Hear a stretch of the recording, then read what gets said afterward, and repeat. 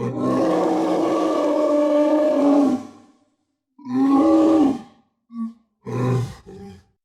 have just heard the grunts of a silverback mountain gorilla, the subject of this continuing three-part series, Gorillas in Our Midst, from Our Wild World.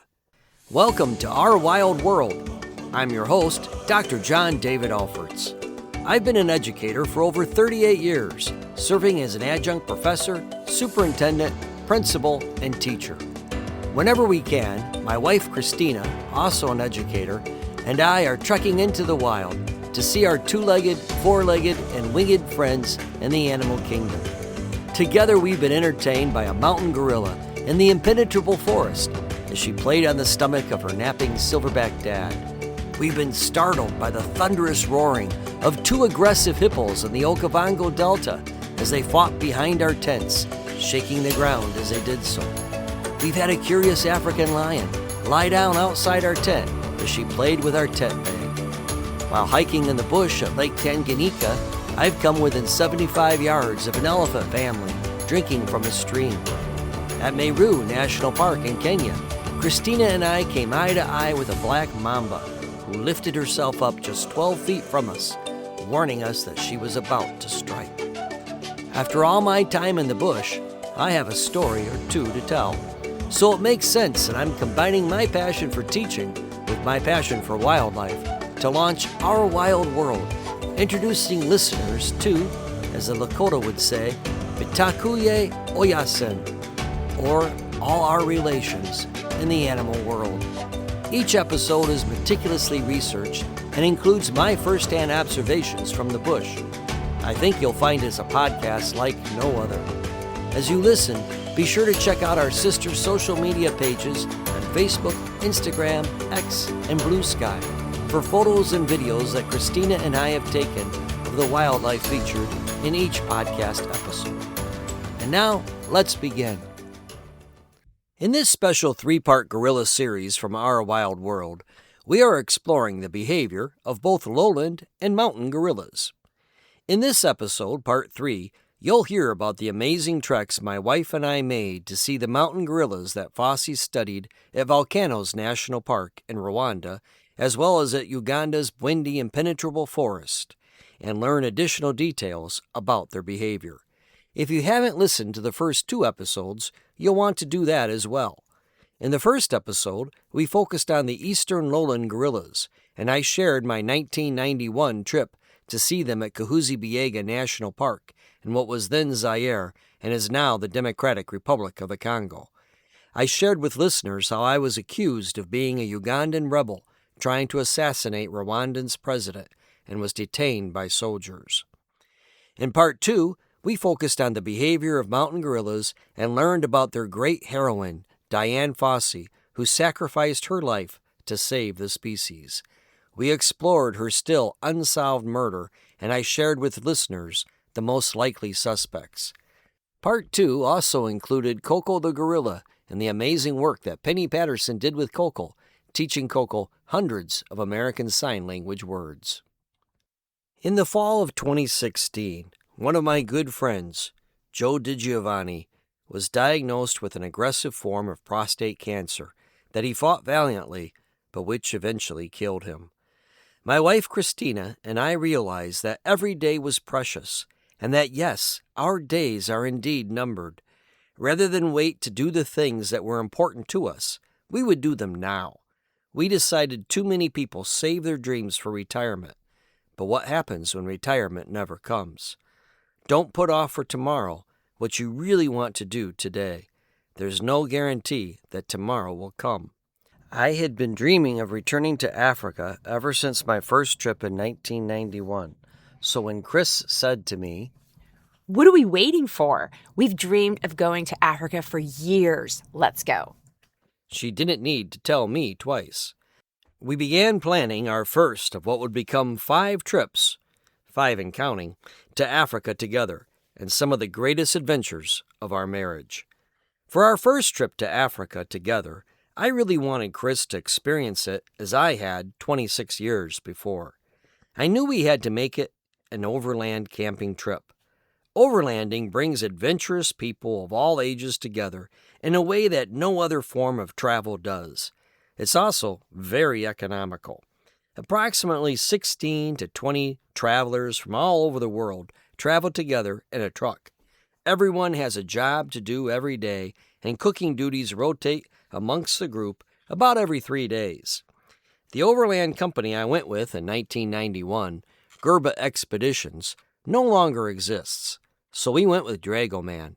Their motto, "It's the journey, not just the destination," is one they truly live by.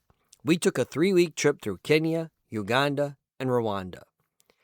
To be honest, I was a little bit nervous about returning to Kigali, Rwanda, as I had been detained by soldiers there in 1991 and ordered to leave the country within 24 hours. But the Rwandan government is completely different now, and I hedged my bets that no one would remember me taking a picture of the presidential palace 26 years ago. I was right. Rwanda is called the land of 1,000 hills. Each one is dotted with farmers' fields and little villages. It is often referred to as the Switzerland of Africa. For such a beautiful country, it is hard to believe that a bloody genocide took place there. During 6 weeks in 1994, Hutus murdered nearly 1 million people, primarily Watutsis, but also the Twa people and moderate Hutus. That horror is incredibly and movingly documented in Kigali's Genocide Museum. The museum is the final resting place of nearly 250,000 victims of the genocide, buried in mass graves in and around the museum. The most difficult rooms were the ones filled with skulls and bones. A children's room was also very difficult to get through. Everywhere, photos of the victims seemed to plead with us not to forget the atrocities. From the museum in Kigali, we headed to Ruhengeri, where we spent the next several nights at the Centre Pastoral Notre Dame de Fatima, a lovely hostel with Catholic affiliation. The simple hotel had a chapel that was filled with worshipers throughout the day. The Ruhengeri Catholic Cathedral is located just up the hill from the center. A football-sized field separates the two. I couldn't help but notice the large ravens who seemed to be ever present in the field, almost like silent sentinels. The simple hotel rooms at the Centre Pastoral Notre Dame de Fatima resembled those of a monastery or a convent. The center was, after all, affiliated with the Catholic Church. Each small room had 2 single beds.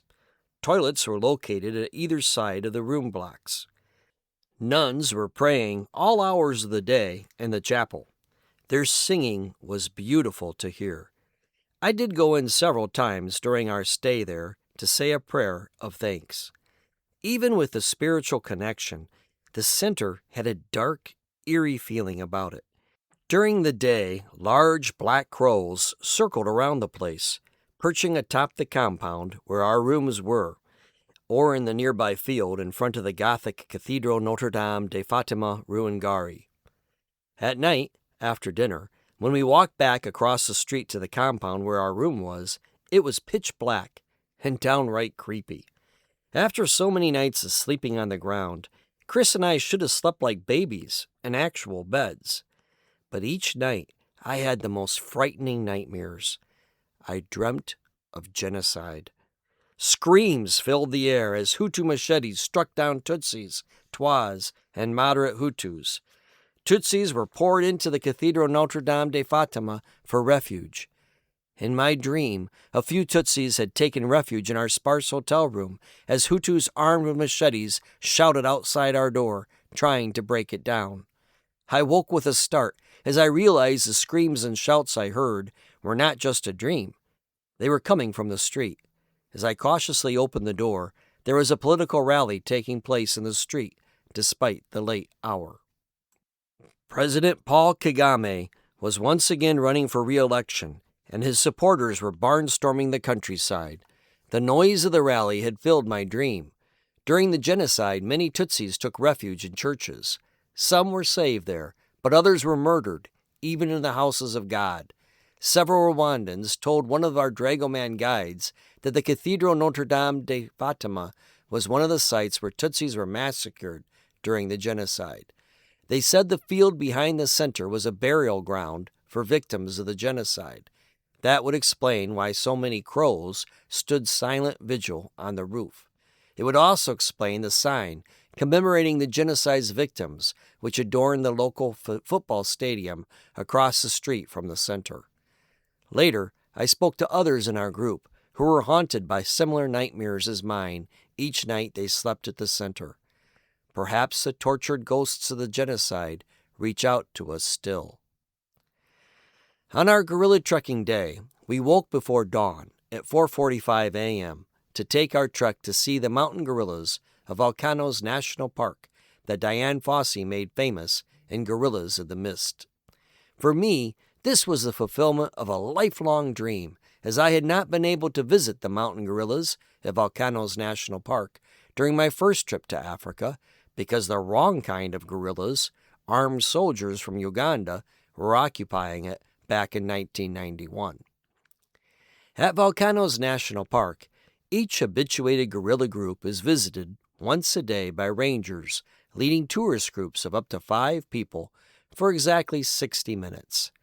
Our group consisted of Chris and I and good friends that we had made on our overland trip, Jinful Jing and his sister Jin Fei of California, and Mirko from Switzerland. Jin had just spent a little over 2 years serving as a Peace Corps worker in Comoros, Africa, a small island nation in the Indian Ocean just east of Mozambique. With the $10,000 service award he received at the end of his Peace Corps service, Jin had planned an extended journey through East Africa and into Southeast Asia. His sister, a pediatric nurse, had joined him for the first leg of his trip in Africa. I truly admired Jin's adventurous spirit, and we became good friends on the trip. Although there is no guarantee, tourists can choose from what is expected to be an easy, medium, or difficult trek. The degree of the trek's difficulty is based on where the habituated gorilla group was last spotted within the park.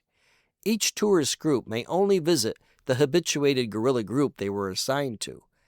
If that habituated gorilla group is on the move, a trek's difficulty rating will naturally change. Our guide for the journey was a young Rwandan woman named Odell. She was accompanied by a porter, Boniface, who joined us for the entire journey, though none of us asked him to carry anything. He did take our pictures a few times, though. As we hiked up the mountain on a winding pathway through farmers' fields, smiling, waving children would pop up, seemingly from nowhere, greeting us with shouts of, "Hello!" Chris and I never failed to respond back with a "Hello!" waving as we did so. It was a steep climb up the mist-covered mountain. It did occur to me that I was about the same age that Fossey was when she last climbed Virunga.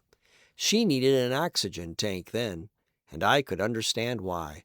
We climbed a tremendous distance, and I found the altitude, which ranged from 8,000 to 10,000 feet, to be a challenge. Finally, we arrived at the stone wall that separates Virunga National Park from the farmers' fields. It is stunning that there is absolutely no buffer zone between the park and the farming area that surrounds it. The park is often threatened by illegal settlers who cleared nearly 4,000 acres as recently as 2004. Almost as soon as we entered the park, we were joined by a couple of additional park rangers who tracked and monitored the gorillas. It wasn't long before we caught a glimpse of a gorilla. But this gorilla was not a member of our assigned gorilla group. We were assigned to see the Kuriyama group, led by the silverback Vuba, and so we went on. The Kuriyama group was named after its original leader, the silverback Kuriyama, who was wounded in a fight and died in 2012. When we visited them in July of 2017, the Kuriyama group consisted of 8 gorillas. The group had been ranging on the more dangerous Congolese side of the national park for nearly a year before returning to the Rwandan forest in September of 2016. The group had lost 4 gorillas while it was gone. They may have joined other groups in the Congo, or possibly they had been killed. The Kuriyama group was doing well now and had a new infant that had been born in their absence. Rather unusually, the group now consisted of 7 males and 1 female, 3 silverbacks, 2 blackback males, 1 adult female, 1 infant, and 1 juvenile. A blackback is a sexually mature male of about 10 to 12 years that is still subordinate to the silverback. Blackbacks have not yet gained the silver hair on their backs. Vuba, the group's then dominant silverback, was the son of Titus, who had also faced the challenge of leading a group composed of all males and only 1 female. Dian Fossey had observed Titus when he was just an infant. Fossey wrote that Titus, as an infant, seemed underdeveloped and spindly and had difficulty breathing. Well, Titus had other challenges as well, with his father, uncle, and brother all having been killed by poachers. His mother and sister joined other families after that.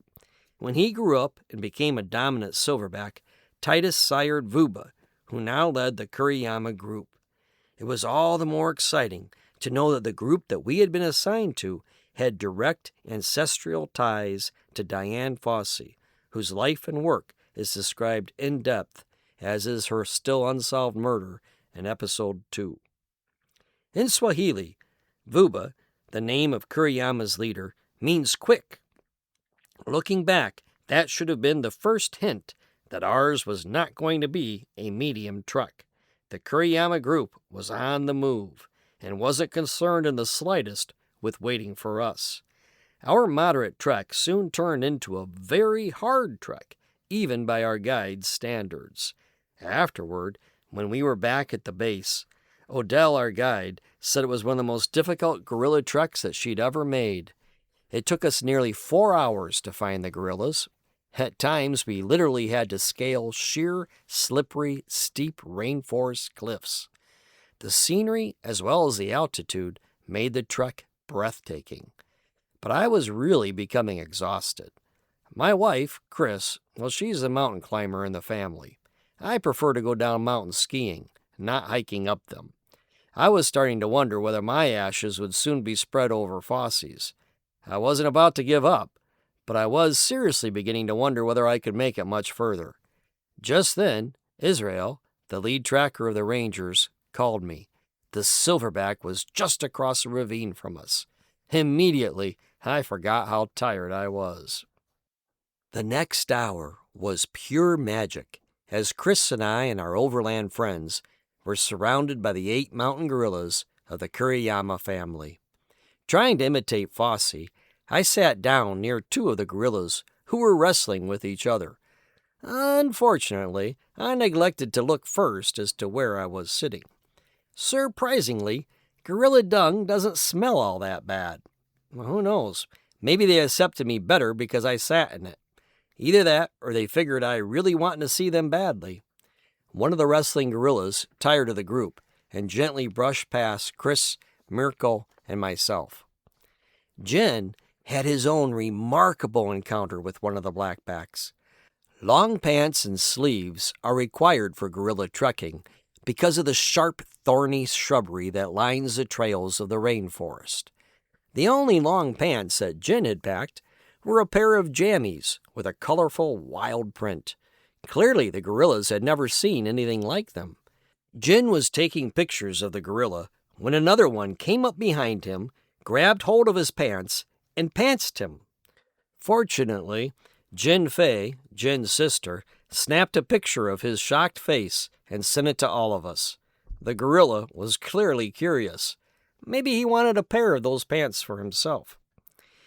Well, we spent a wondrous hour with our magnificent cousins. The adult female, Mahirwe, had a small infant. Like infants everywhere, the baby was particularly curious in us. He kept rolling and climbing around, finding a new vantage place to watch us. But Mother never let him venture very far from her side. She was definitely a protective mom, and apparently bit another gorilla in the group's nose when that gorilla had become too close to her baby. The injury had worsened somewhat, and the rangers said that they were monitoring the gorilla. If it became infected, they would let the gorilla doctor veterinarians know so they could give it medicine. Another benefit of habituation. The large silverback seemed to be sitting by himself most of the time, feeding and guarding the group. He didn't mind us, but he wasn't going to take his eyes off of us either. What a beautiful silverback he was. Several times I had to fight back tears. No wonder that Fosse was so taken with this place. Looking into the gorilla's eyes, so loving, so peaceful, so expressive, I question which of us was the more evolved species. Of course, we got lots of great pictures, which you can find on our social media pages. With my gray beard, the rangers kept referring to me as a silverback, and at nearly 53, I suppose I was. Chris and I were both older than all the other mountain gorillas, who lived to be 45 at best. I think they knew we were older, just as we can spot an older gorilla from their gray hairs. For the record, my wife doesn't have any gray hair, just lovely brown hair, and she has a lot more of it than I do. As our time with the gorillas came to an end, our group climbed up a steep hill. Before Chris and I could join the rest of the group, a blackback gorilla reached out his arm and stopped us both. He then walked to the top of the hill and sat down in the middle of the trail. "He doesn't want you to leave," Israel said. "It's okay. We can stay a bit longer." The blackback male's actions were unmistakable. We didn't want to go just yet either. The blackback's expressive eyes studied us for a couple of minutes, and then he moved on, and we reluctantly did as well. As we left the gorillas, it didn't seem to take long for us to reach the park boundary again. We crossed the stone wall and began our long journey down the mountain. Along the way, we passed through many farmers' fields planted with potatoes. The United Nations hasn't done the gorillas any favors by introducing potatoes to the locals. Volcanoes National Park shrunk in the 1960s and 1970s as farmers illegally cleared new fields. With the advent of tourism, though, the Rwandan government now recognizes how important the gorillas are and has plans to expand the park once again. The government hopes to increase the park's size by about 23%, adding 3,740 hectares or 9,237 acres, which will be designated for park activities. Over 6,000 hectares or 14,620 acres will become a much-needed new buffer zone to reduce conflict between humans and wildlife. Back at the Centre Pastoral Notre Dame de Fatima, I had cooking duties. I was exhausted, but dragged my way through it. Still, it was a better job than that which a young man offered to perform for us, washing our clothes. I had some pants with gorilla dung stains that badly needed washing. The poor kid washed them for me, looking completely grossed out as he did so. I made sure I tipped him handsomely.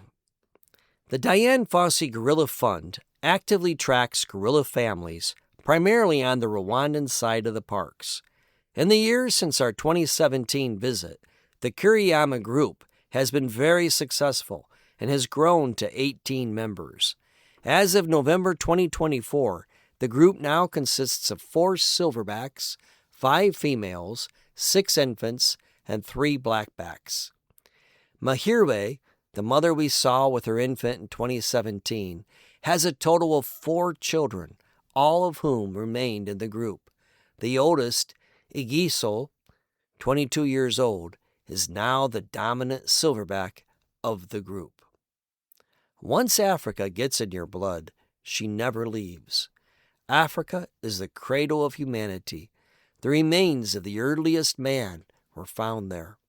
As such, I believe each of us, whether we recognize it or not, yearn to go to Africa. When we go there, we feel that we are at home at last. The warm, friendly people, the majestic scenery, and the wild animals fill our hearts with joy. Each time I leave Africa, I yearn for her once again, almost immediately. Chris fell in love with Africa after her visit, just as I did back in 1991. Amazingly, we returned again in 2018, 2019, 2022, and 2024.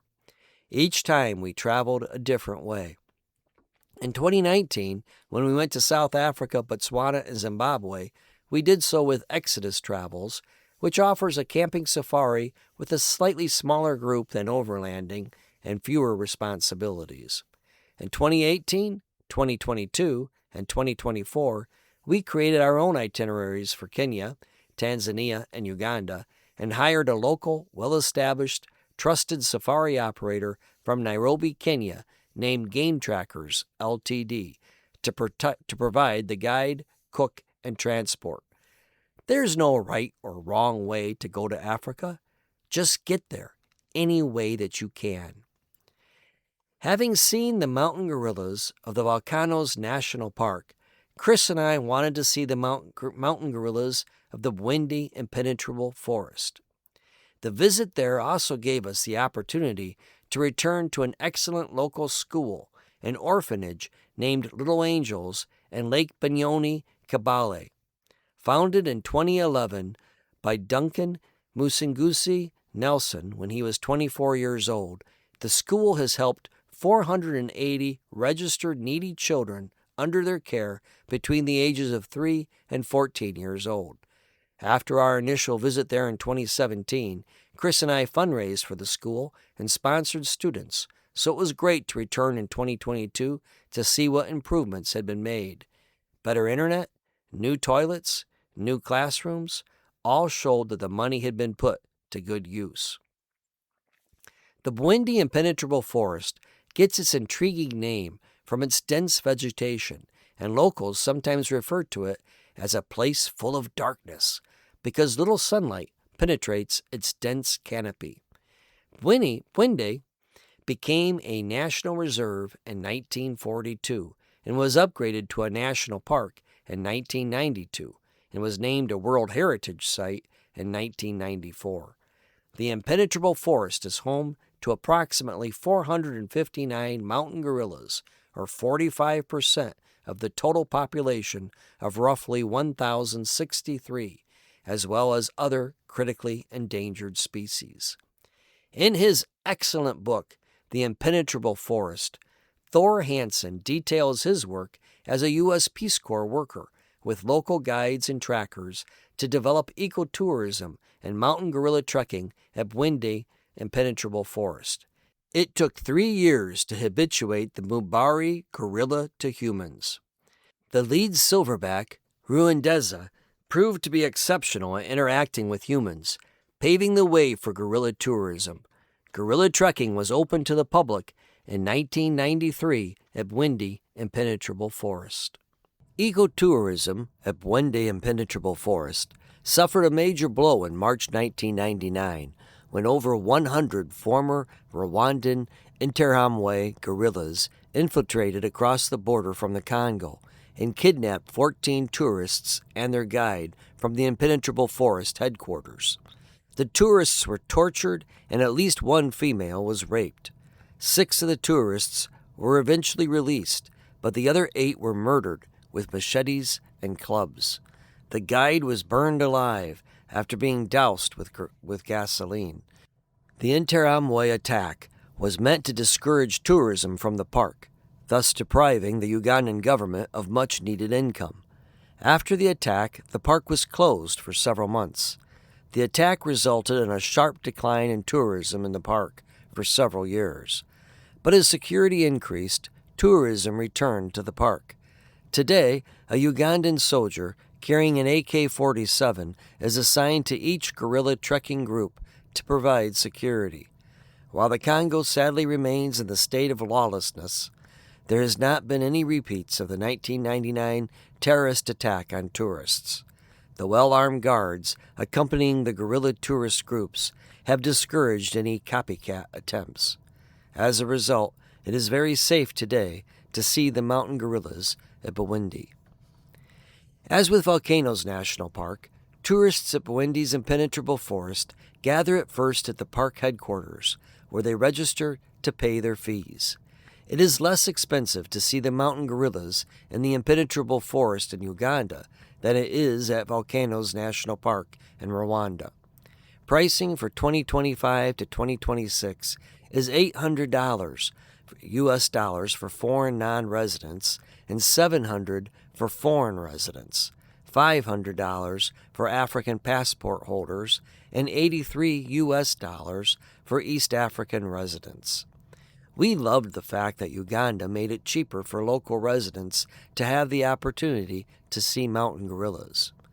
We fall in love with what we know, and we protect what we love, so it's important for local Africans to experience the wonders of their national parks. In comparison, Rwanda's Volcanoes National Park gorilla trekking permits currently cost $1,500 US dollars for foreign residents, $500 for East African residents, and $200 for Rwandan citizens. Whatever the cost, though, the opportunity to trek to see the mountain gorillas is priceless. As at Volcanoes National Park, tourists at the park headquarters are entertained by local indigenous people while the rangers process their permits. The local women were dressed in beautiful, colorful dresses and sang several lovely songs. I was pleased to see that nearly everyone there tipped them. Then, the head ranger gave a very nice but very long history of the park, with much information about the mountain gorillas. Gorilla trekking groups at the impenetrable forest are a bit larger than at Volcanoes, with a limit of 8 tourists per group instead of just 5 at Volcanoes.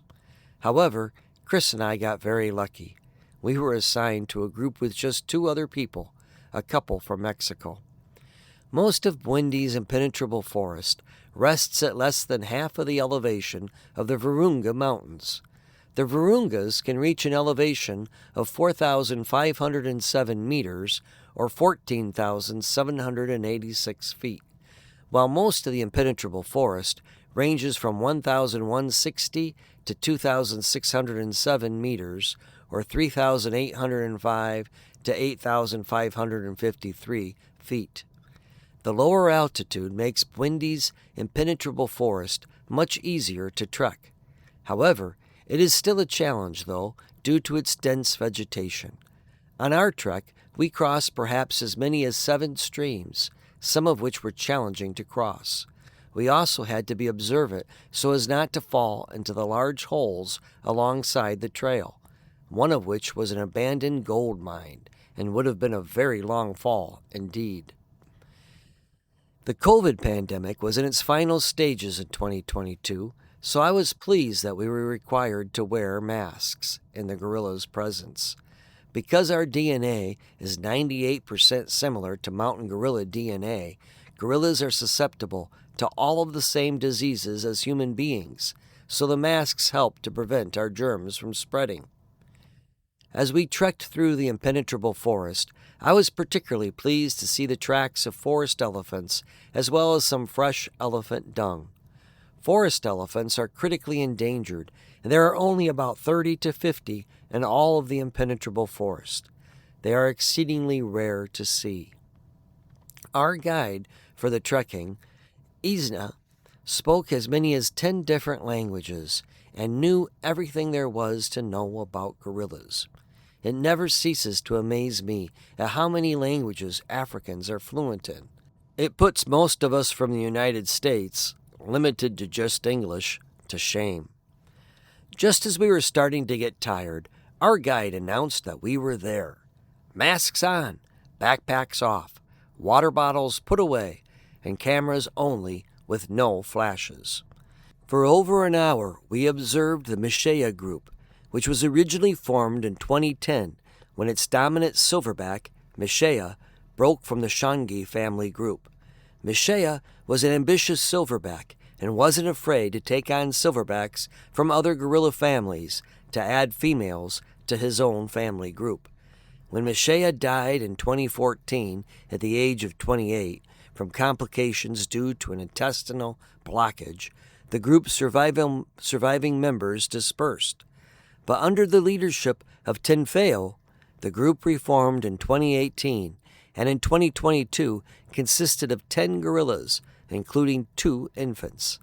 As of 2024, the Mashea group consisted of 1 silverback, 5 adult females, 1 juvenile, and 2 infants. Because the impenetrable forest is so dense and lush, it is a little harder to see the gorillas there, even though we were just as close as at Volcanoes. As the gorillas went about eating their breakfast, leaves and fruit, they mostly ignored us. We saw a mother with her toddler, who, as with all children, seemed pretty interested in us. While we were watching the toddler, another gorilla dropped down from a tree right behind us. When observing mountain gorillas, most of the time they're on the ground, unlike chimpanzees, who often climb high up into the trees. The best viewing of our visit came at the end. Tinfeo, the silverback, was trying to take a nap, while a small infant, no more than 5 months old, was playing on top of him. The little baby just played and played on his back, rolling around. His papa did his best to ignore him and try to catch some shut-eye, but the baby would beat on his chest and just clowned around. We were no more than 5 feet away, sitting on the ground. Several times the silverback opened his eyes and scratched his chin, looking at us. At one point, the little baby started crawling right towards us. He came within 3 feet of Chris and I, and then turned back. We have video of that baby on our sister Facebook page. All wonders come to an end. Our guide announced that we had already exceeded an hour, but he had given us a little additional time because our group was so small. The other couple with us had already lost interest, something that Chris and I could never do. Although friendly enough, the other couple was less interested in the gorillas and more interested in taking selfies of themselves and each other. They were also pretty disappointed to learn that we had to go back the same way we came in. Our guide asked Chris and I to go last to help the morale of the other couple who were having some difficulty. Guides have to have an understanding of psychology as well as a thorough knowledge of the habitat and the animals within it. It took us about 3 hours to trek to see the gorillas and about 2 hours to return once we had found them. The 5-hour trek was much less demanding than the 8 to 9 hour trek that we did at Volcanoes National Park in Rwanda. My wife and I have been truly blessed to see the mountain gorillas at both of the national parks that they're endemic to, Volcanoes National Park in Rwanda and the Bwindi Impenetrable Forest of Uganda. I was also incredibly fortunate to see the eastern lowland gorillas and the always dangerous Democratic Republic of the Congo at Kahuzi-Biega in 1991. I can understand how Dian Fossey, the great heroine of the mountain gorillas, never got tired of watching them. Dian Fossey carefully printed in block letters her last entry in her journal before she was murdered on December 26, 1985. When you realize the value of all life, you dwell less on what is past and concentrate more on the preservation of the future. Wildlife across the planet is under threat as never before. Human activities have caused the world's wildlife populations to plummet by more than 2/3 in the last 50 years, according to the Living Planet Report 2020 from the World Wildlife Fund. The Living Planet Report 2020 drew on wildlife monitoring of more than 4,300 different vertebrate species, mammals, fish, birds, and amphibians from around the world. It found that population sizes for those monitored species declined by an average of 68% from 1970 to 2016. In the American tropics, including the Caribbean and Latin America, population sizes decreased by a staggering 94%. Deforestation for agricultural use and climate change are the major drivers. The decline is happening at an unprecedented rate, the report warns, and it threatens human life as well. The findings are clear, the report states. Our relationship with nature is broken. Scientists have long warned that the world is entering a sixth mass extinction driven by humanity's consumption of wildlife and wild spaces and the burning of fossil fuels. The United Nations published a sweeping report in 2019 cautioning that 1 million of the estimated 8 million plant and animal species on the planet are at risk of extinction, many within decades, because of human activities. No wonder primatologist Dr. Jane Goodall warned that we were living in one of the darkest times in human history. In my own country, our President Trump has ignored the overwhelming evidence of climate change and rolled back environmental regulations, even as he has weakened endangered species protections. Instead of going in the right direction, President Trump is moving the United States backwards at an alarming rate. And yet, there is still reason for hope. The mountain gorillas are a rare success story. With only 1,000 left in the world, their future remains uncertain. Yet responsible ecotourism has increased their numbers from a low of 250 in the 1970s when extinction seemed inevitable to over 1,000 today. As the gorilla numbers have increased, ecotourism has flourished, and along with it, much-needed dollars into local African communities, building schools and clinics, and providing good-paying jobs. Clearly, as UNESCO Director General Audrey Azoulay has said, protecting biodiversity amounts to protecting humanity. While there is reason to hope, there is still much work to be done.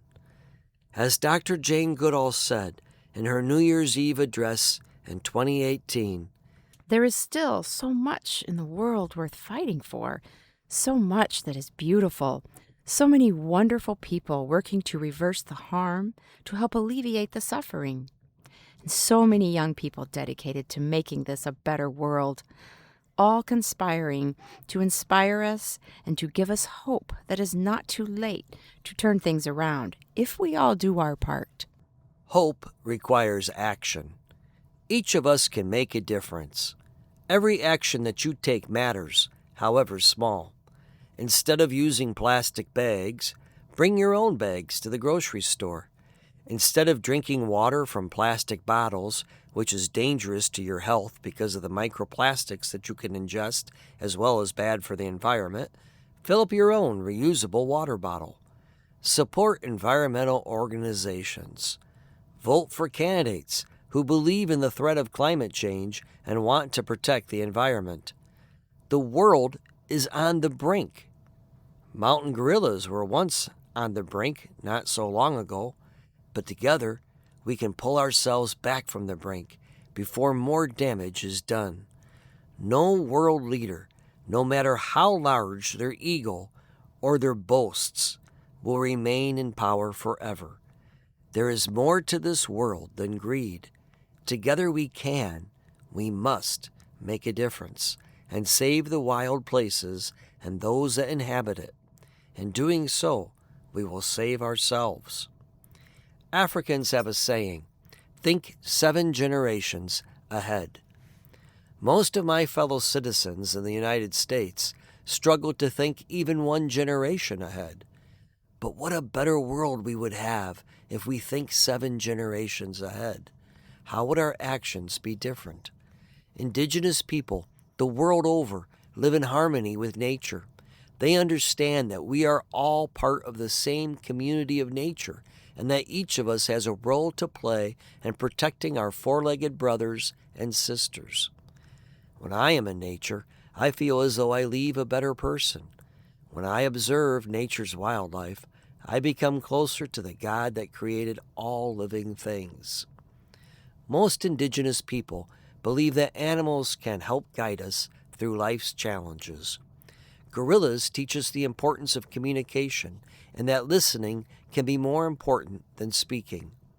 Gorilla silverbacks teach us to respect ourselves and all those around us. Gorillas teach us to be gentle, tender and compassionate with each other, and only to become aggressive if our loved ones are threatened. Gorillas remind us that we are social animals and that we need to stay connected with each other and especially our families, who we should be loyal and protective towards. Thank you for listening to Part 3 of Gorillas in Our Midst, the miniseries from Our Wild World. If you missed the other episodes, I encourage you to go back and listen to them. Part 1 focused on the eastern lowland gorillas that I trekked to see at Kahuzi-Biega National Park in 1991 in the Congo, as well as my capture by Rwandan soldiers when I took a picture of the presidential palace and was accused of being a terrorist. Part 2 focused on mountain gorillas and their savior, Dian Fossey, her life, achievements, and her untimely death. I also suggest who may have been responsible based on my conversations with those who knew her best. This entire miniseries is dedicated to my hero, American scientist Dian Fossey. No one loved gorillas more. I have no doubt that gorillas would not walk this planet today had it not been for Dian Fossey, who gave the supreme sacrifice, her life, to save this wonderful and majestic species for future generations.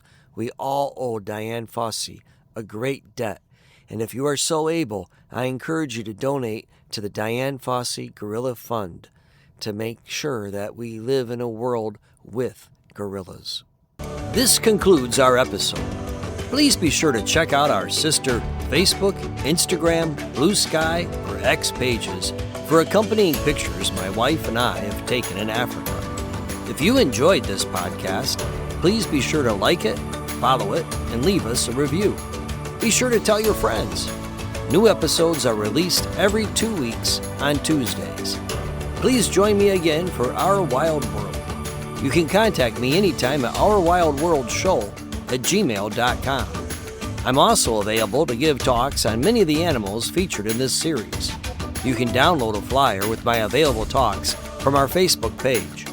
The talks are free as long as they are within a 1-hour radius of Rockford, Illinois.